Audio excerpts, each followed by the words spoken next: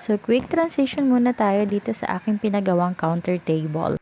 Dahil ang pangit na tingnan pag ganyan lang, so naisipan kong DIY gamit itong wallpaper na to na nabili ko dito sa TikTok. Ayan, bali pinunasan ko muna yung pinaglalagyan ko, tapos sinukat ko muna kung gaano siya kahaba bago ko ginupit at nilagay. Para mas madali ko siyang maikabit. Sa lahat ng na-DIY ko, dito talaga ako hindi nahirapan. At salamat sa aking little helper. Bukod sa mabilis siyang ikabit, makapal yung papel niya kaya hindi siya basta-basta manapupunit.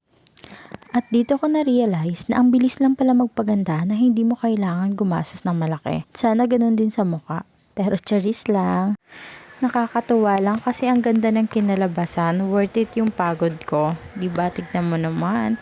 Ayan, sa susunod yung floor naman. Kaya abangan yung susunod na DIY na gagawin ko dito sa bahay. Yan lamang po. Kung gusto mo, nasa yellow basket lang yan.